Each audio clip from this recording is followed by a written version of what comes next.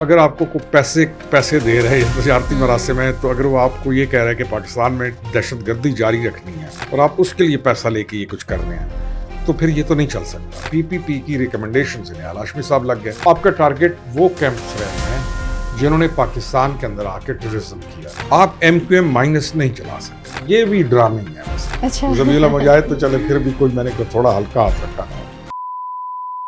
السلام علیکم، آپ دیکھ رہے ہیں آزاد سیاست۔ میں ہوں عریج فاطمہ۔ پاکستان اور افغانستان کے درمیان جاری کشیدگی محسوس یوں ہوتا ہے کہ ایک قدم اور بڑھ گئی ہے، اور پھر پاکستان نے جو کابل، قندھار اور پکتیکا کے اندر کارروائیاں کیں اور دہشت گردوں کو نشانہ بنایا، اس کے بعد کوہاٹ کے اندر 3 ڈرونز اور اسلام آباد کے اندر بھی 2 ڈرونز کو غالباً انٹرسپٹ کیا گیا، اور اس کی ذمہ داری ذبیح اللہ مجاہد نے بھی قبول کر لی ہے۔ تو یہ کتنی الارمنگ ہے، اس کی کیا وجوہات ہوں گی، اس پر بات کرنے کے ساتھ ساتھ ملکی داخلی سیاست کے امور پر بھی تفصیل سے بات کریں گے۔ اور اسٹوڈیوز میں میرے روبرو ہیں سینئر پولیٹیشین ویری آنریبل خرم حمید روکھڑی صاحب۔ بہت شکریہ روکھڑی صاحب جوائن کرنے کا۔ اور سب سے پہلے تو رات گئے ہم نے پاکستان اور افغانستان کی کشیدگی کو مزید بڑھتے ہوئے دیکھا، اور پھر اس میں تھوڑا سا اور بھی یہ سچویشن مزید کمپلیکس ہو گئی، ایمرجنگ بھی ہے، ڈیولپنگ بھی ہے، لیکن اس کو ذبیح اللہ مجاہد نے اس کی ذمہ داری قبول کی ہے۔ تو اس جنگ کے اندر جو مزید گرمی ہم محسوس کر رہے ہیں، اس کی کیا وجوہات آپ کو نظر آتی ہیں؟ ذبیح اللہ مجاہد کی جو ہے نا قبول کرنے کی یہ چیز ہے، جو اور اس کا یہ جو ہے ٹویٹر کے اوپر، اور وہ اچھا اس میں کافی بچپنا بھی ہے اس کی پرسنالٹی میں، the way he speaks, the way he writes، تو وہ کوئی سنجیدہ پرسنالٹی نہیں لگتا۔ میں اپنا آپ کو تاثر دے رہا ہوں۔ دوسرا دیکھیں، 4 سال سے افغانستان سے ایک ایسا کام شروع ہو گیا تھا کہ وہاں پر یہ جو ہب ہے ٹیررزم کا، انہوں نے اس کو گلوریفائی کر دیا، اور انہوں نے کہا یہ ٹھیک ہے، اور ان کو یہ احساس نہیں ہوا کہ بی ایل اے کا، ٹی ٹی پی کا، رو اسپانسرڈ جتنا بھی نیٹ ورک ہے، یہ اس کو لے کے چل رہے ہیں، اور انہوں نے اس کو آڑ یہ دی کہ ہمارے انڈیا کے ساتھ تجارتی مراسم ہے۔ تو اگر آپ کو کوئی پیسے دے رہے ہیں تجارتی مراسم میں، تو اگر وہ آپ کو یہ کہہ رہا ہے کہ پاکستان میں دہشت گردی جاری رکھنی ہے اور آپ اس کے لیے پیسہ لے کے یہ کچھ کر رہے ہیں، تو پھر یہ تو نہیں چل سکتا نا۔ آپ کو شرم بھی آنی چاہیے۔ یہ نہیں چل ہی نہیں سکتی ایسی چیز۔ تو آج ان کو ٹارگٹ پاکستان جو کر رہا ہے، اس کا ریزلٹ یہ ہے کہ اب وہ کولیپس کر رہے ہیں، اپنے اندر سے بھی کمزور ہو رہے ہیں، ڈیلیگیشنز بھیج رہے ہیں ڈفرینٹ ممالک میں کہ ہمارا مسئلہ حل کرو۔ تو یہ ان کو نہیں کرنا چاہیے تھا، اور اس معاملے کو ان کو نا سیریس لینا چاہیے تھا۔ انہوں نے بڑا لائٹ لیا۔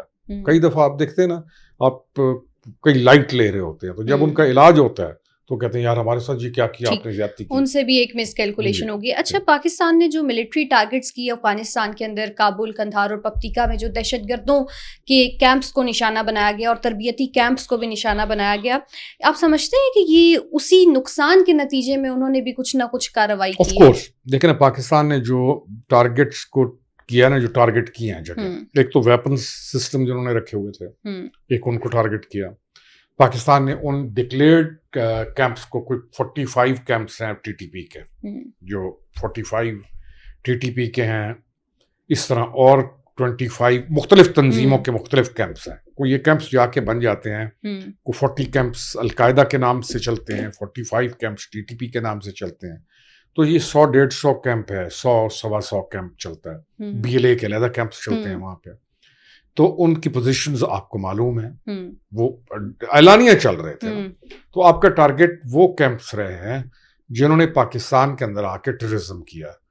تو اب یہ جو ہے افغانستان جو رجیم ہے، اس کو یہ سمجھ آ رہی ہے کہ ہم غلط کر رہے تھے، تو اب وہ اپنے آپ کو دوبارہ دائیں بائیں جا رہے ہیں کہ معاملات حل ہو جائیں۔ اچھا روکھڑی صاحب، آپ نے کیمپس کی پوزیشنز کی بات کی، اور وہ کیمپس جن کو پاکستان نے ٹارگٹ کیا، اس کے بعد ہم نے دیکھا کہ وہاں کی جو حکومت ہے انہوں نے بھی سراہا کہ پاکستان جو بھی کارروائی کرے گا افغان طالبان کے خلاف یا دہشت گردوں کے خلاف، اس کو ہم سراہتے ہیں۔ اور پھر اطلاعات یہ آئیں کہ ایک بہت بڑا طبقہ ہے خواتین کا، بچیوں کا، عورتوں کا، جو ان کارروائیوں کو سراہ رہا ہے۔ اس کے بعد ہم دیکھتے ہیں کہ بہت سارے ممالک جو اس کشیدگی کے اندر اپنی ثالثی کا کردار ادا کرتے ہیں، اس کے بعد بھی بات چیت کا راستہ ہموار نہیں ہو سکتا۔ اور پاکستان نے تو بڑا واضح کہا ہے کہ پاکستان دشمن اور دہشت گردوں کے خلاف کارروائی کرے گا۔ اب یہ جو افغانستان سے مس کیلکولیشن ہوئی ہے، کل رات کو اور پھر دن کو. آپ سمجھتے ہیں کہ اس کے بعد پیچیدگی مزید بڑھے گی یا کوئی نہ کوئی راستہ بات چیت کا بھی موجود ہے؟ دیکھیں آف کورس کشیدگی دیکھیں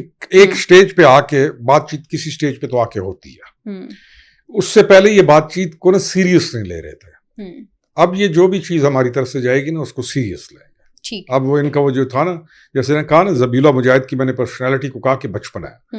ان کا جو وزیر دفاع ہے ملا یعقوب, آپ اس کی بات کرنا اس سے دیکھیں نا آپ کو لگے گا کوئی بچپن, امیچور, غیر سنجیدہ. پھر آپ ان کے ملا متقی کو دیکھیں گے تو آپ کو لگے گا کوئی, یعنی آپ کو ان میں سنجیدگی یا ان کے اندر کو گہرائی نظر نہیں آتی. تو اگر سنجیدگی نہیں ہے روکڑی صاحب ابھی ٹھیک ہو جائیں گے تو پھر بھارت کے ساتھ مل کر اور نہیں, اسی طرح ہوتا ہے نا جب آدمی بچپنا یا غیر سنجیدہ ہو یا جس کو احساس نہ ہو اپنی قوم کا یا دوسروں کے احسانات کا تو یہ حرکتیں کرتا ہے. تو جب وہ کہتے ہیں نا کہ لگتی ہیں تو پھر لگ پتہ جاتا ہے, ٹھیک بھی ہے. کئیوں کو لگنے کے بعد ٹھیک ہو جائے, روکڑی صاحب اچھے ٹھیک ہو جائیں گے. انٹرنل پالیٹکس میں بھی بات کرتے ہیں اور سندھ کے نئے گورنر نہال ہاشمی صاحب اور پھر ان کی تعیناتی کا اعلان اور اس کے بعد جب حلف انہوں نے لیا تو ایم کیو ایم مسلسل ان پر تنقید کر رہی ہے, پاکستان پیپلز پارٹی خوش نظر آتی ہے. یہ ماجرا کیا ہے؟ دیکھیں ایم کیو ایم ایک حقیقت ہے. پیپلز پارٹی پروونس کی گورننگ پارٹی ہے. بالکل.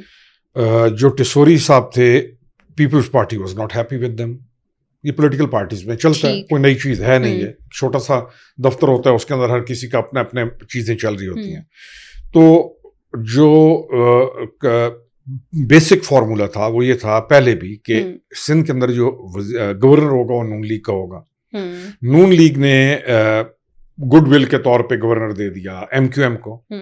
اب نون لیگ کا گورنر لگ گیا, ٹھیک ہے. نہال ہاشمی صاحب کو نون لیگ نے سلیکٹ کیا. میرے خیال میں پہلے نام چلا تھا ان کا, وہ میمن صاحب ہیں ان کا, ان پر اعتراضات تھے پی پی پی کو.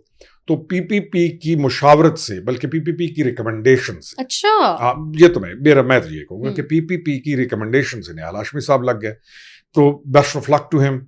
تو یہ پارٹیز کے اندر چلتا ہے. اب ایم کیو ایم کہاں کھڑی ہوتی ہے یہ بڑا امپورٹنٹ اہم سوال. ہاں میں سن رہی تھی روکڑی صاحب فاروق ستار تو بڑے غصے میں تھے اور وہ کہہ رہے تھے کہ ہمیں تو اس حکومت سے علیحدگی کا بھی اعلان کر دینا چاہیے. وہ تو یہ الحاق رہے گا اس علیحدگی شاید نہ ہو لیکن یہ چیزیں چلتی ہیں. بہرحال ایم کیو ایم ایک حقیقت ہے. آپ M Q M minus Karachi یا اربن جو ہے سندھ اربن, آپ ایم کیو ایم مائنس نہیں چلا سکتے.